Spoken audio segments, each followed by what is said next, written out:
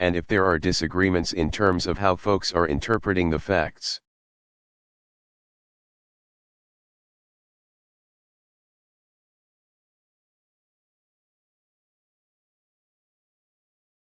Then that should be reflected in the reports that we receive, that some folks think this is going on, other folks thinks that's going on.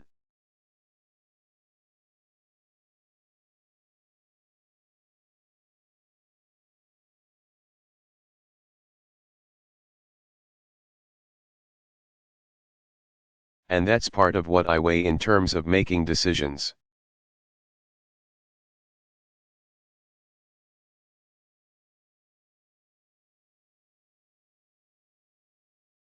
One last thing I'll say, though, as a consumer of this intelligence, it's not as if I've been receiving wonderfully rosy.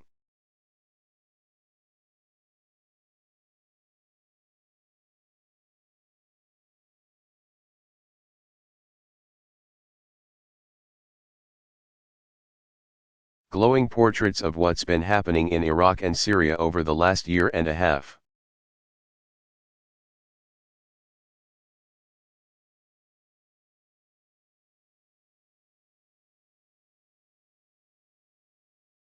So to the extent that it's been shaded again, I don't know the details of what the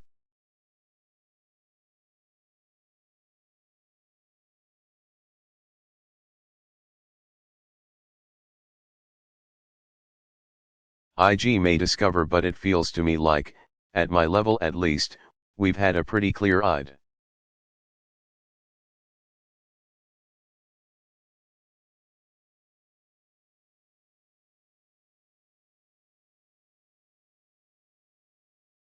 sober assessment of where we've made real progress and where we have not.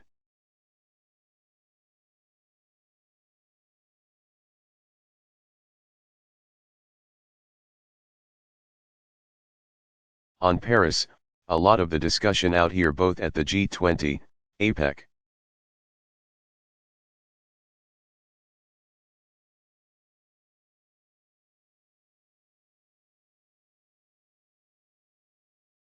and finally here at ASEAN, has been that we've got to get a strong Paris deal.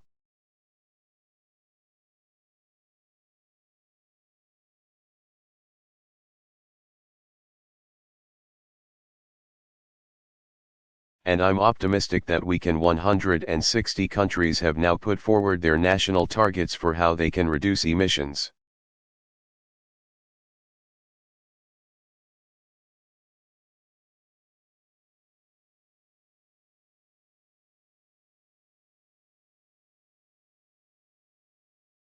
That accounts for about 90% of the world's emitters.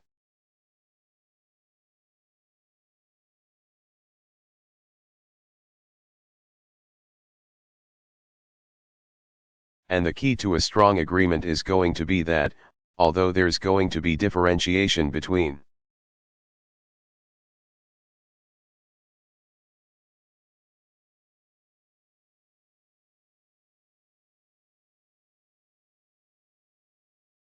countries, the United States doesn't expect that our obligations are identical to Laos, for example.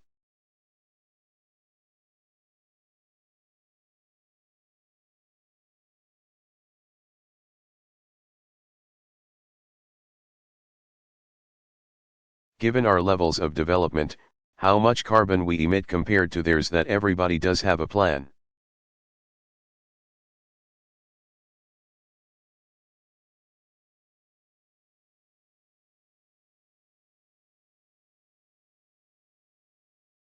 That everybody is accountable to a single set of reporting requirements.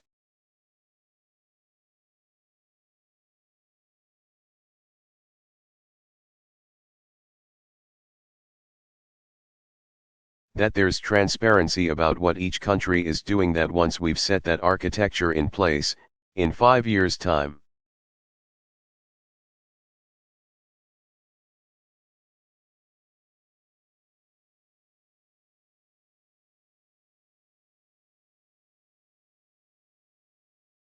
we can review what we've done, turn up the dials in light of additional information and additional technology.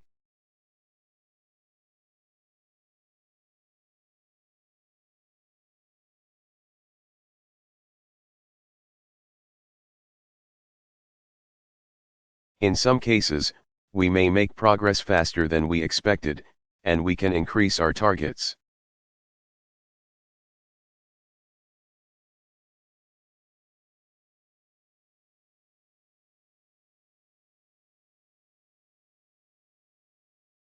So the key is to make sure that everybody is doing their part.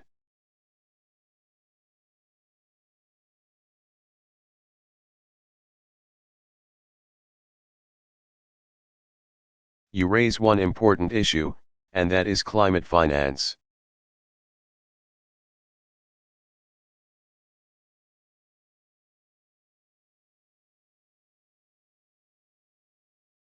There are going to be a number of countries who recognize the threat of climate change.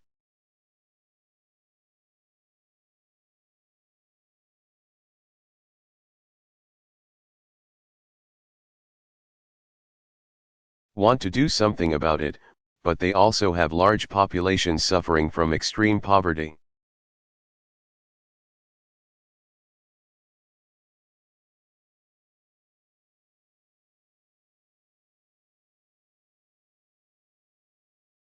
Who don't have electricity, who don't have the ability to feed their families.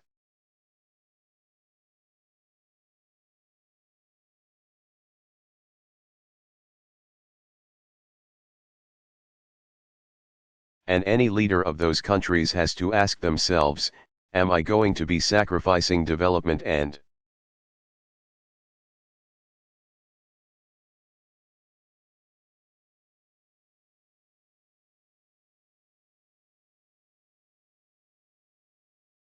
poverty alleviation in order to deal with climate change, particularly since a lot of more developed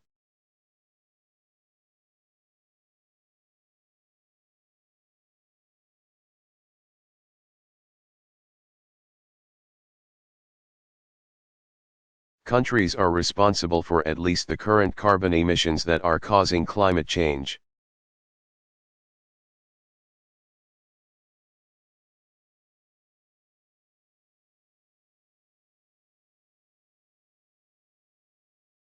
And so the answer to that, we've all agreed, is a finance mechanism to help these countries adapt in some cases.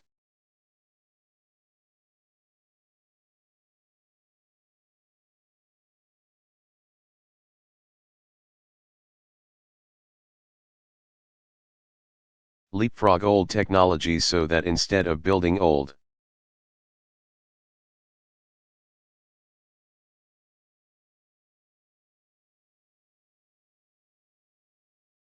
dirty power plants, here are some smart, clean energy plants.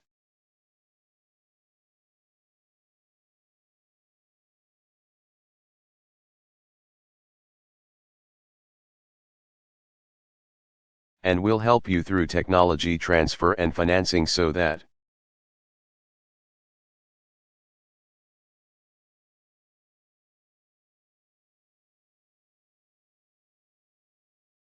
you can achieve your development goals, but not add to the carbon problem.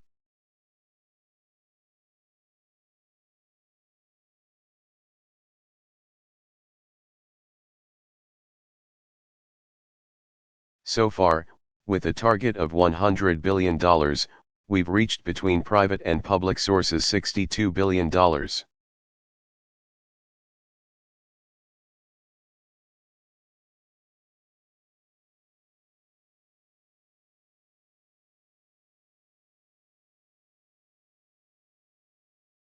And that target did not need to be met until 2020, based on our original commitments.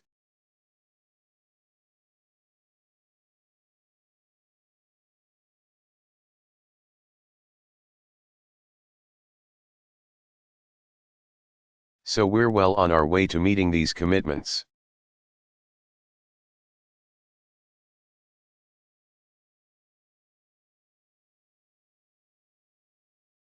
And it's a smart investment for us to make.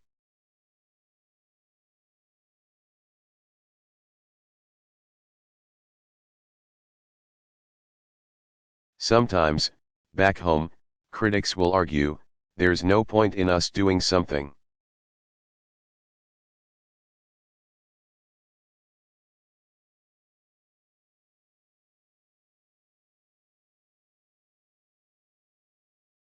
About getting our house in order when it comes to climate change because other countries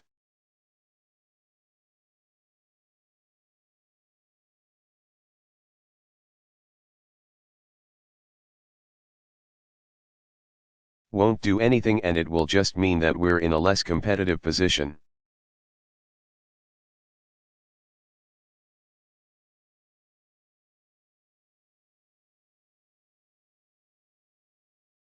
Well, when I met with President Xi and China signed on to an aggressive commitment.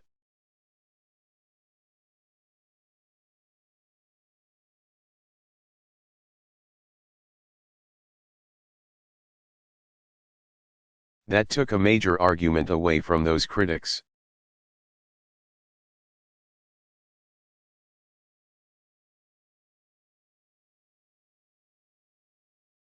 We now the two largest emitters signed on.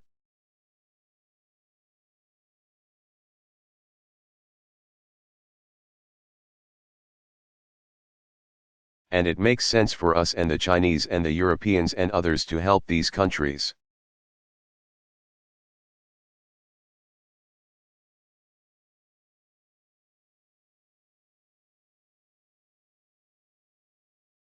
Because, ultimately, if a country like India, for example,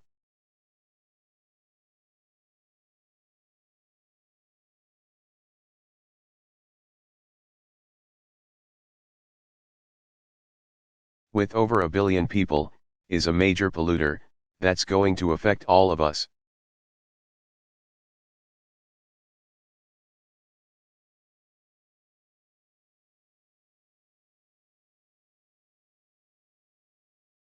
If, on the other hand, they're developing and growing in a clean way, that's going to be good for all of us.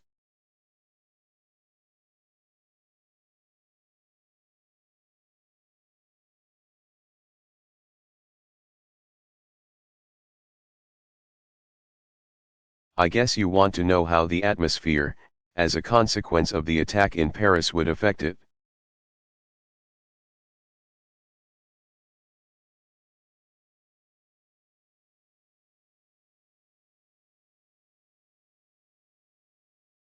Look, I think it is absolutely vital for every country, every leader to send a signal that the viciousness of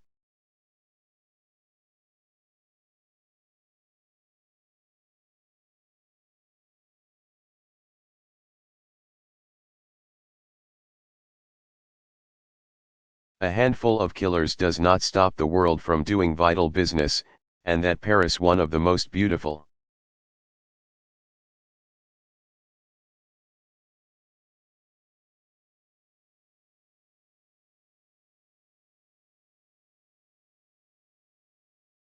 enticing cities in the world, is not going to be cowered by the violent, demented actions of a few.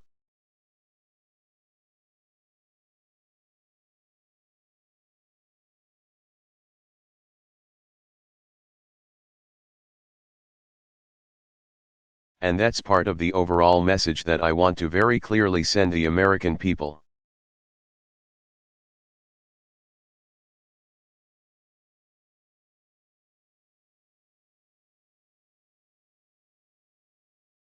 We do not succumb to fear.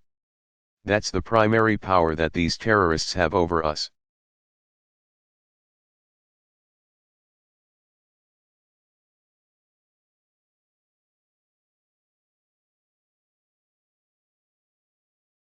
They cannot strike a mortal blow against the United States, or against France, or against a country like Malaysia.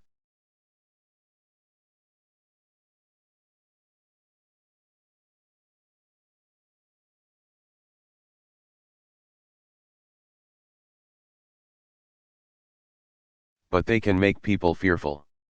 And that's understandable, because that could have been us.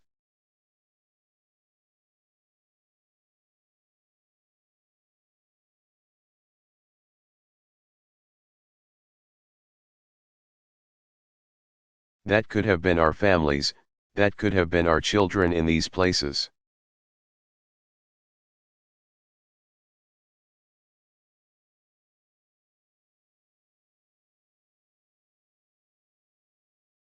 and our hearts are broken when we see these images.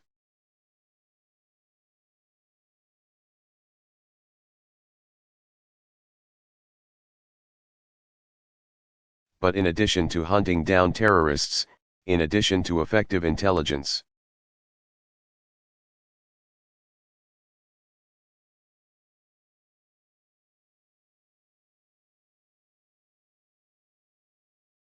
and in addition to missile strikes, and in addition to cutting off financing and all the other things that we're doing,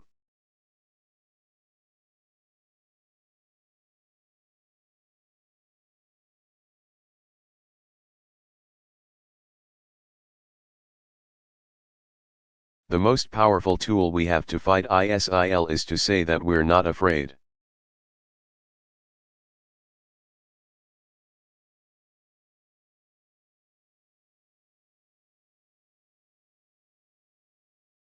To not elevate them, to somehow buy into their fantasy that they're doing something important.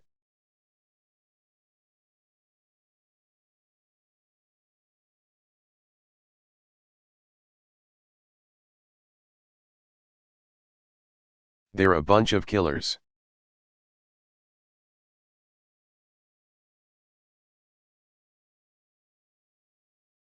And there have been people throughout human history who can find an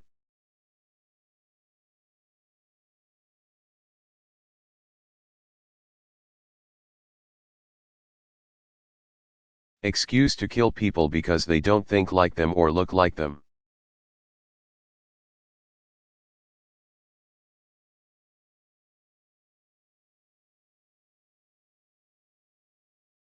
And we fight them, and we beat them.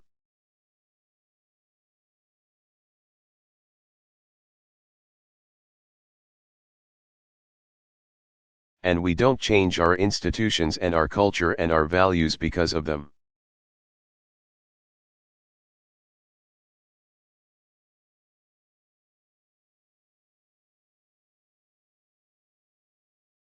I want to be very clear about this.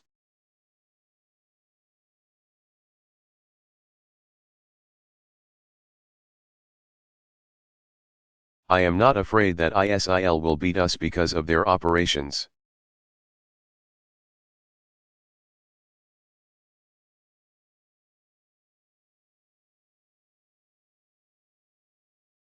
When I see a headline that says this individual who designed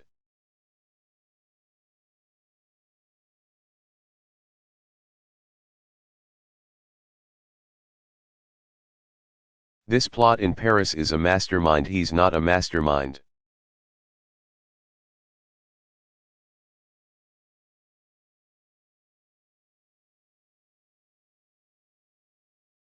He found a few other vicious people, got hands on some fairly conventional weapons.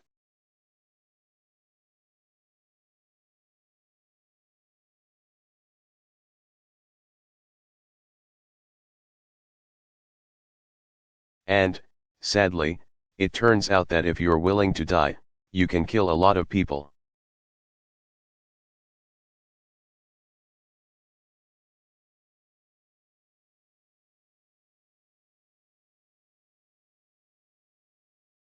And so it is in our capacity to roll up those networks.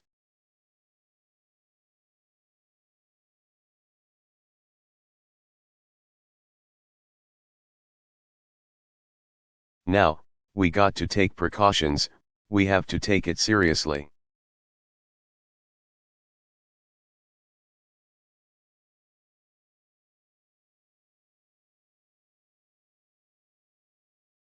And we have to go at the heart of the problem that exists inside of Syria and Iraq right now.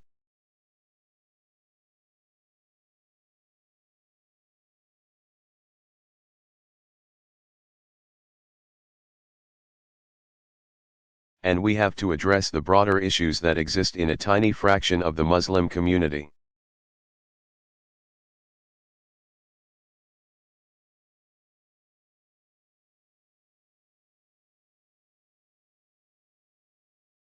But it is a real problem that leaders from Prime Minister Najib to the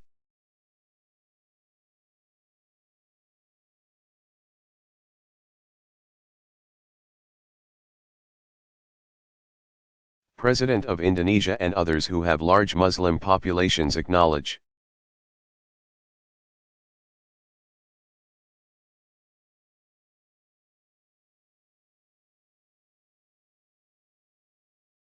A country like Indonesia has 250 million people, if just a tiny fraction of those are in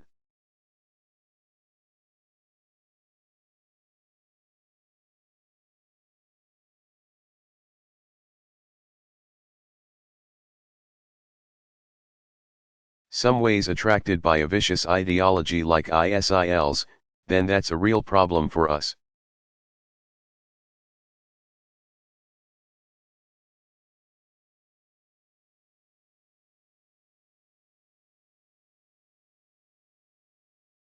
And so tools like countering this narrative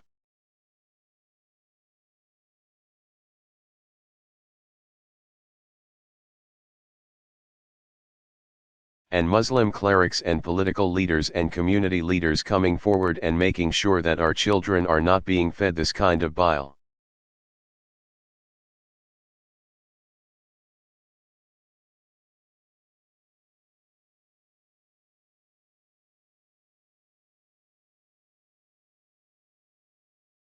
That's critically important as well.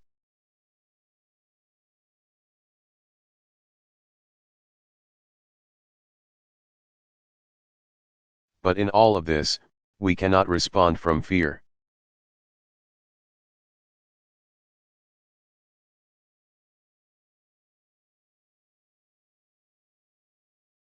And the American people, in the past, have confronted some very real, enormous threats.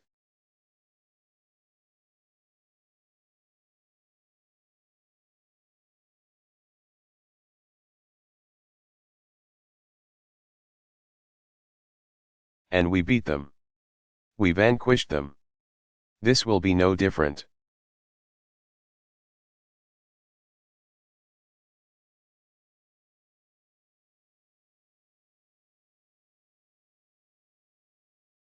Kevin Cork.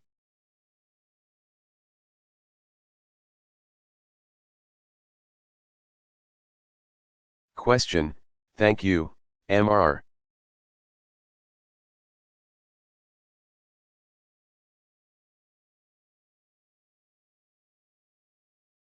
President. I wanted to ask you about what Secretary Carter said about expanding the rules of engagement versus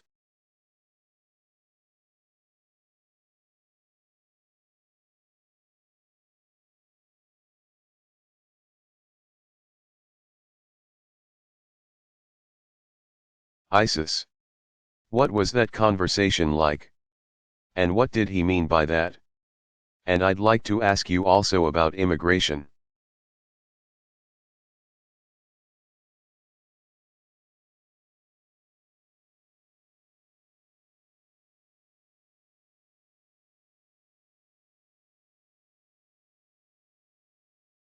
The High Court is looking into executive action on immigration, as you know.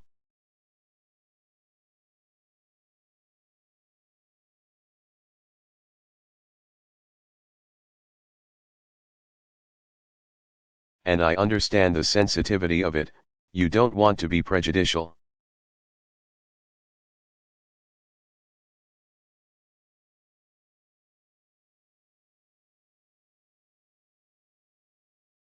But I'm curious, are you where you thought you'd be in immigration reform?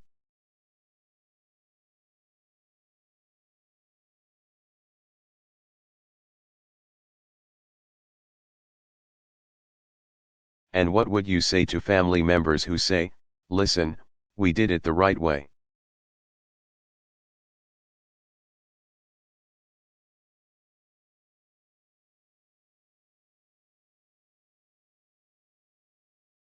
We've waited our turn in line. How do these other guys get to skip the line, if you will?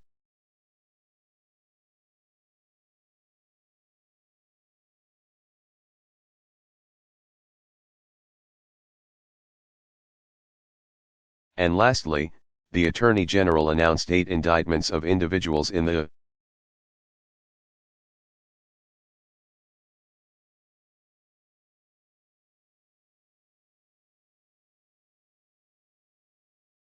U.S.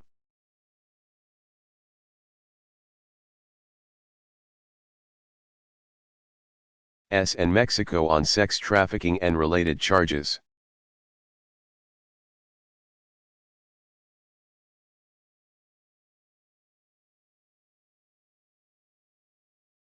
Where is the fight against sex trafficking among the priorities for your administration?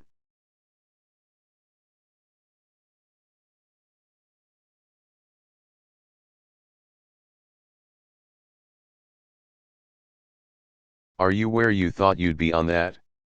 Thank you, sir.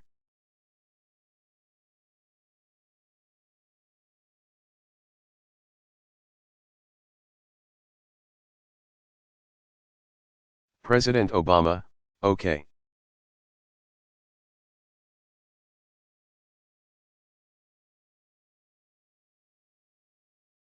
Kevin, you asked all those questions so nicely.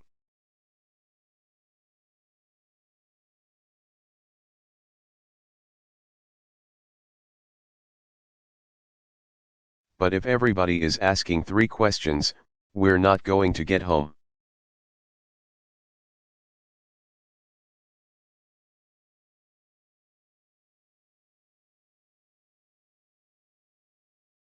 So let me see if I can go through these very quickly.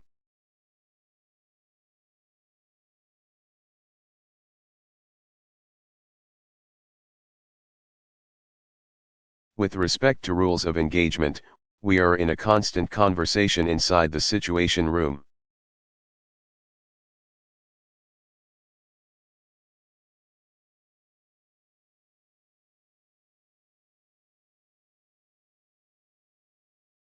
About how do we apply force most effectively to go after key ISIL targets, key ISIL leaders.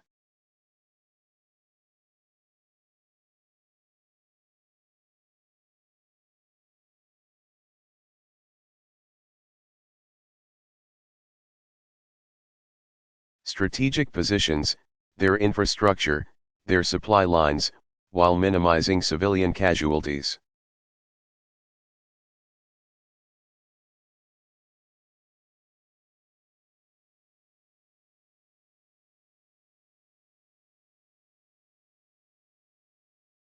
We do so for 2 reasons. 1, because it's the right thing to do.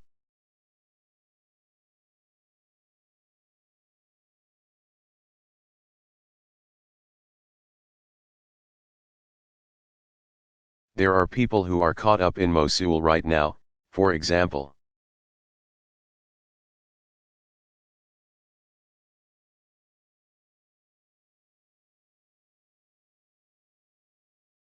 Who despise ISIL, who are essentially captive to ISIL, are being brutalized by ISIL.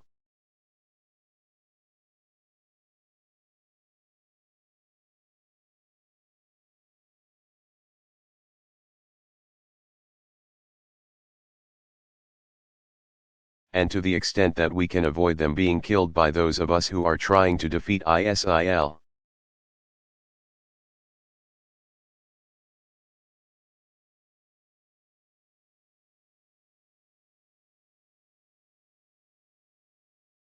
That's a legitimate concern in any military campaign.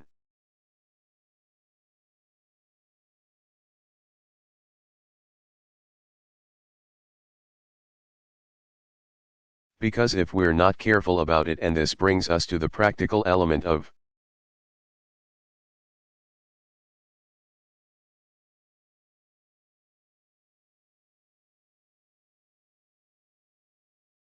it, then you can alienate the very populations that you need to win over.